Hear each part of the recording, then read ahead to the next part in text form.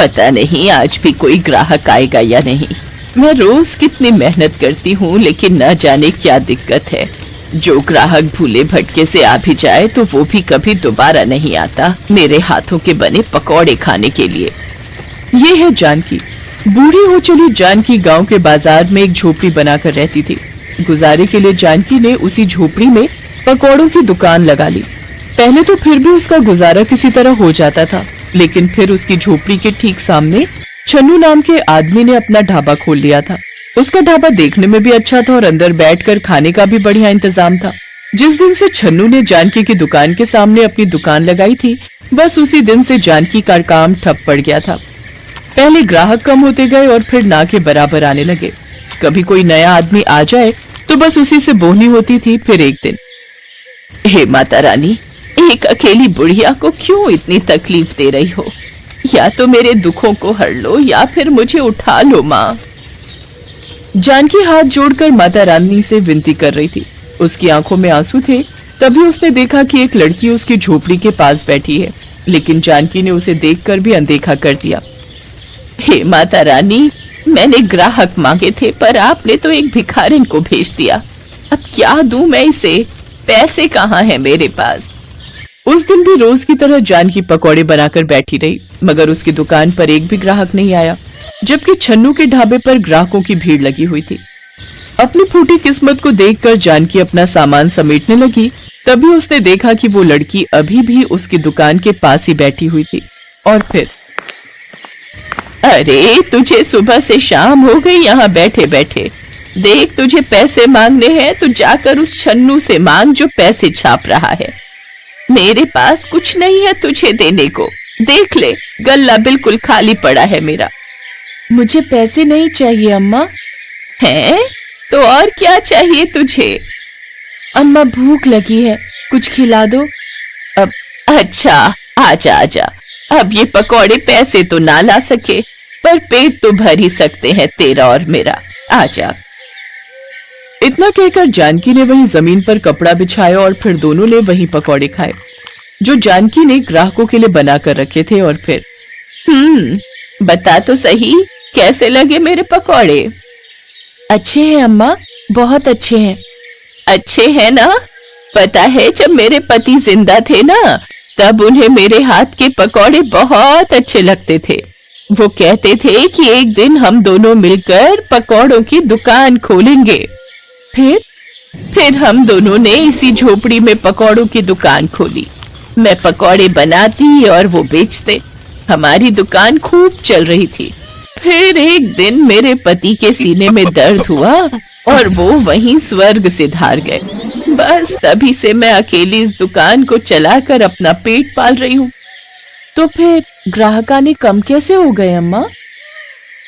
वो सामने देख रही है, छन्नू नाम है उसका, एक नंबर का गुंडा है। जब उसने देखा कि मेरी दुकान सही चल रही है, तो उसने मेरी दुकान के सामने अपना बड़ा ढाबा खोल लिया। फिर धीरे धीरे मेरे सारे ग्राहक उसके पास जाने लगे। कोई बात नहीं अम्मा, सब ठीक हो जाएगा। हाँ शायद। खैर वो छोड़, एक बात बता, तू रहेगी कहाँ? तेरा कोई घर बार है कि नहीं? नहीं अम्मा, पर मैं देख लूंगी, कहीं तो चली ही जाऊंगी। अरे कहाँ जाएगी पगली? न तेरा कोई है न मेरा। अब बुढ़ापे में मुझे भी सहारे की जरूरत है, तो तू यहीं रह ले मेरे पास। और फिर माया जानकी के पास ही रहने लगी। माया जानकी की बहुत सेवा करती थी और जानकी अब सिर्फ अपनी दुकान देखती। लेकिन कई दिनों तक जब दुकान पर कोई ग्राहक नहीं आया, तो ये बात माया को खटकी। उसने जानकी का बनाया हुआ एक पकौड़ा खाकर देखा। अरे अम्मा, तुमने खुद खाकर देखे अपने पकौड़े? नहीं तो क्यों, क्या हुआ? देखो तो इसमें नमक कितना ज्यादा है।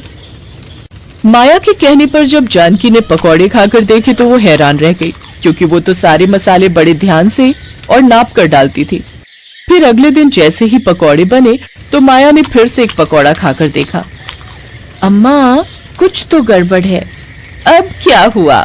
इस बार मिर्ची बहुत तेज है अम्मा। है? पर मैंने तो मिर्च भी देखकर डाली थी। हे भगवान, ये क्या हो रहा है? जानकी के पकौड़ों में रोज कुछ न कुछ गड़बड़ निकल रही थी, जबकि पहले ऐसा नहीं था। माया ने ठान लिया कि वो इसका पता लगा कर रहेगी।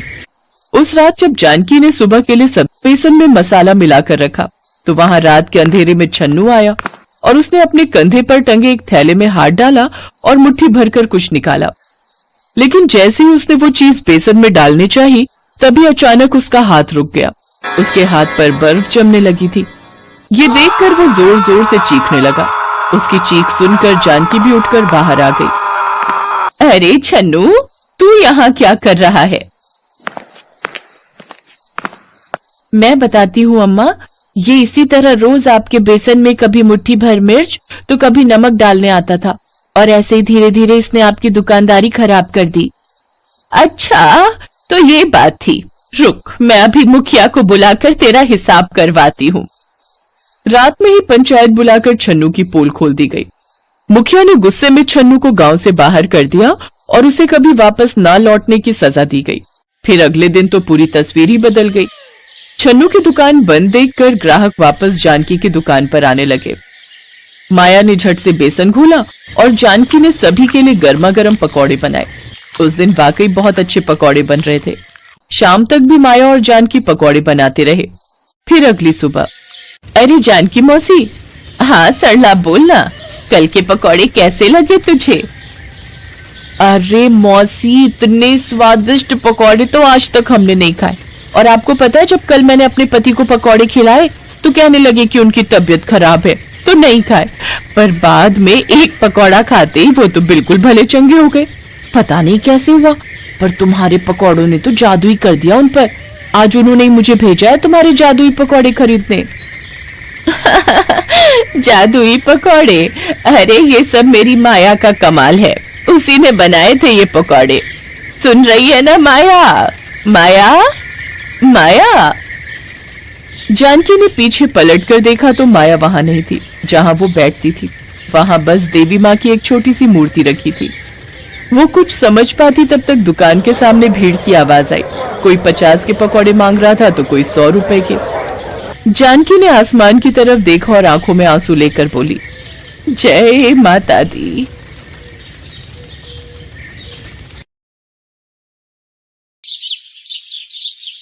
सुंदरनगर में एक मशहूर पकौड़े वाला रहता था। नाम था उसका चंदू।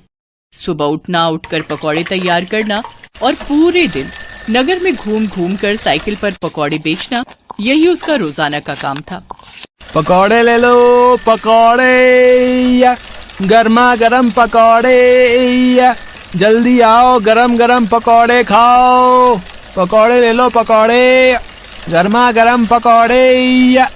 चंदू की आवाज सुनकर हर कोई उसके गर्मा गर्म पकौड़े खाने के लिए वहां आ जाता था और थोड़ी देर में ही चंदू के सारे पकौड़े बिक जाते थे। चंदू अपने पकौड़े बेचकर घर लौट आता था। ये देखो माँ, आज मेरी कितनी कमाई हुई। तुम्हें पता है, सुंदरनगर में हर कोई मेरे पकौड़ों का दीवाना है। सबको मेरे पकौड़े बहुत पसंद आते हैं। क्या हुआ, तुम क्यों मुंह फुलाए बैठी हो? क्या फायदा कमाई का जब खाने वाले हम दो हैं। कब से तुझे बोल रही हूँ कि शादी कर ले। कम से कम ऊपर जाने से पहले पोते पोती का मुंह तो देख लूंगी। बहू से सेवा तो करवा लूंगी, पर तू है कि शादी के लिए हाँ ही नहीं करता। देख, पड़ोस में सबकी बहुएं आ गई हैं, एक तू ही रह गया है शादी के लिए। ठीक है माँ, अगर तुम कहती हो तो मैं शादी के लिए तैयार हूँ। वैसे भी अब मेरा काम अच्छा चल गया है तो मुझे शादी करने में कोई परेशानी नहीं है। अगर मेरी माँ खुश है तो मैं भी खुश हूँ। ठीक है बेटा, तो फिर मैं आज ही तेरे लिए लड़की देखना शुरू करती हूँ। कुछ ही समय में चंदू के लिए बहुत ही समझदार लड़की मिल गई और चंदू की शादी हो गई। नई बहू के घर आ जाने से घर में रौनक आ गई। चंदू की माँ बहुत खुश थी। लक्ष्मी बहू, तुम तो साक्षात लक्ष्मी का रूप बनकर ही हमारे घर में आई हो। तुम्हारे आने से घर में कितनी रौनक आ गई है। माँ जी, मुझे आशीर्वाद दीजिए कि मैं अपनी सारी जिम्मेदारियां अच्छे से निभा सकूं। मुझे पता है बहू, तुम सभी जिम्मेदारियां अच्छे से निभाओगी। सुनिए, आज तक आप अकेले ही पकौड़े बनाते रहे हैं। अब आप चिंता मत कीजिए, पकौड़े बनाने की जिम्मेदारी आप मुझे दे दीजिए। अब मैं पकौड़े बनाकर दिया करूंगी, आप बेचने जाया करना। इससे आपको अपने लिए भी समय मिलेगा।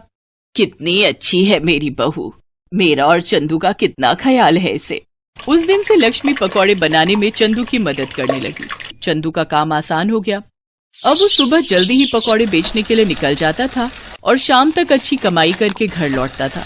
पर पिछले कुछ दिन से चंदू परेशान था। जब उसकी पत्नी ने उस परेशानी का कारण पूछा तो उसे बताना ही पड़ा। क्या हुआ जी? मैं देख रही हूँ आप कुछ दिनों से परेशान हैं। मुझे बताइए कि क्या हुआ है। हाँ चंदू बेटा, मैं भी तुझे कई दिनों से परेशान देख रही हूँ। क्या बात है? पता नहीं, कुछ दिनों से मैं जब पकौड़े बेचने के लिए निकलता हूँ तो मेरा टोकरा भरा हुआ होता है, पर बाजार तक पहुँचने में मुझे ऐसा महसूस होता है कि मेरे टोकरे में से कुछ पकौड़े गायब हैं। पकौड़े गायब हैं? पर बेटा आज तक ऐसा कभी नहीं हुआ। कोई बात नहीं, मैं कुछ ज्यादा पकौड़े ही बना दूंगी। कई बार पता नहीं चलता, हो सकता है आपके मन का वहम हो। हाँ, ये भी हो सकता है मेरे मन का वहम हो। कल मैं थोड़े ज्यादा पकौड़े ले जाऊंगा। अगले दिन चंदू थोड़े ज्यादा पकौड़े लेकर जाता है, पर उस दिन भी चंदू देखता है कि पकौड़े थोड़े कम हैं। वो घर आकर ये बात लक्ष्मी और अपनी माँ को बताता है। अरे मेरे बच्चे को पता नहीं किसकी नजर लग गई है। कोई भूत प्रेत पकौड़े चुरा कर भाग रहा है क्या? मुझे तो दाल में कुछ काला दिखाई देता है। अच्छा एक बात बताओ, जब तुम पकौड़े बेचने के लिए जाते हो क्या कहीं कुछ देर के लिए रुकते हो? मैं जब पकौड़े बेचने जाता हूँ तो रास्ते में बस मैं पानी पीने के लिए नदी किनारे रुकता हूँ। बस मैं सारी बात समझ गई। अब तुम देखते जाओ मैं क्या करती हूँ। कल के बाद तुम्हारी ये समस्या हमेशा के लिए दूर हो जाएगी। तुम ऐसा क्या करने वाली हो? बस देखते जाओ, जैसे जैसे मैं कहूँ तुम वैसे ही करना। लक्ष्मी बहुत ही समझदार थी। अगले दिन जब चंदू पकौड़े बेचने के लिए निकला तो वो नदी के पास पानी पीने के लिए रुका और फिर से अपने पकौड़े बेचने के लिए चला गया। चंदू पकौड़े बेचकर घर आ गया। अब तुम नगर के राजा के पास जाओ और अपनी ये समस्या उन्हें बताना। चंदू नगर के राजा के पास गया और पकौड़े चोरी होने की बात कही और आज उसने जो किया वो बात भी उसने राजा के कानों में डाल दी। तुम्हें न्याय जरूर मिलेगा। चोरों को जल्दी ही पकड़ा जाएगा। नगर में ढिंढोरा पिटवा दिया जाए। चंदू खुशी खुशी घर आ जाता है। नगर में ढिंढोरा पिटवा दिया जाता है। अब बारी थी असली चोरों को पकड़ने की। क्या तुम्हें लगता है लक्ष्मी अब चोर पकड़े जाएंगे? बिल्कुल पकड़े जाएंगे। मैंने तरकीब ही ऐसी लड़ाई है। चोर तो ये भी नहीं जानते कि उस दिन तुम पकौड़े बेचने बाजार गए ही नहीं। मैंने सिर्फ उन चोरों को पकड़ने के लिए वो पकौड़े तैयार किए थे। उन चोरों के हाथ पर गोंद लगे हुए पकौड़े अच्छे से चिपक गए होंगे। मैंने ऐसा गोंद तैयार किया था जो छुड़ाए नहीं छूट सकता।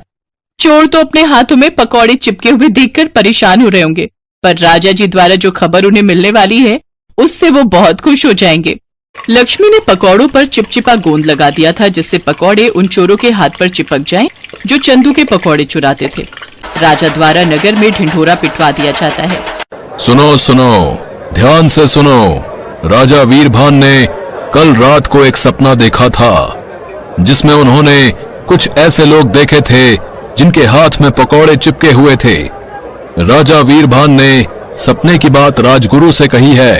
राजगुरु का कहना है यदि सच में ऐसे लोग मिल जाएं तो राजा वीरभान के लिए बहुत ही शुभ है। इसीलिए राजा वीरभान ऐसे लोगों की तलाश कर रहे हैं जिनके हाथ में सचमुच पकौड़े चिपके हुए हों। क्या हमारे राज्य में ऐसा कोई है जो ये इनाम पाना चाहता है तो वो राजा वीरभान के पास जा सकता है। जो भी ऐसा चमत्कारी व्यक्ति राजा वीरभान से मिलेगा उन्हें राजा वीरभान की तरफ से 1000 स्वर्ण मुद्राएं इनाम में दी जाएंगी। अरे भाई, ये तो सोने पे सुहागा हो गया। हमारे हाथों में तो सचमुच पकौड़े चिपके हुए हैं। चल यार, जल्दी से राजा वीरभान के पास चलते हैं। पता लगे कोई और पहले पहुंच जाए। गाँव के बहुत से लोग उस चंदू से पकौड़े खरीद कर खाते हैं। हो सकता है गाँव में और भी लोगों के हाथों में पकौड़े चिपके हों। ये इनाम हमारे हाथ से नहीं जाना चाहिए। तू ठीक कह रहा है यार जग्गू, चल हम जल्दी से राज दरबार चलते हैं। अरे वाह, ये तो कोई जादुई पकौड़े थे जो हमारे हाथों में चिपक गए और राजा वीरभान को सपना भी इसी का आया। अब तो हम माला माल हो जाएंगे। लक्ष्मी की तरकीब काम कर गई और चोर पकड़े गए। राजा के दरबार में जब जग्गू और रघु नाम के 2 चोर पहुंचे तो सारी सच्चाई सबके सामने आ गई। इन दोनों चोरों को पकड़कर कारागार में डाल दिया जाए ताकि ऐसे चोर दोबारा राज्य में चोरी ना कर सकें। लक्ष्मी, तुम बहुत समझदार हो। हमारे राज्य में तुम जैसी समझदार प्रजा का होना बहुत जरूरी है। उपहार स्वरूप ये 1000 स्वर्ण मुद्राएं हम तुम्हें देते हैं। ये तुम्हारी समझदारी का इनाम है। लक्ष्मी अपने पति चंदू के साथ इनाम लेकर खुशी खुशी घर लौट आती है। मैंने तो पहले ही कहा था, हमारी बहू अपने नाम के साथ साथ सचमुच लक्ष्मी का रूप बनकर घर में आई है। जीते रहो मेरे बच्चों, हमेशा खुश रहो। हेलो दोस्तों, कैसे हैं आप सब? हमारी कहानियाँ देखने के लिए हमारे चैनल को सब्सक्राइब कीजिए और हाँ, बेल आइकॉन पर क्लिक करना मत भूलिएगा।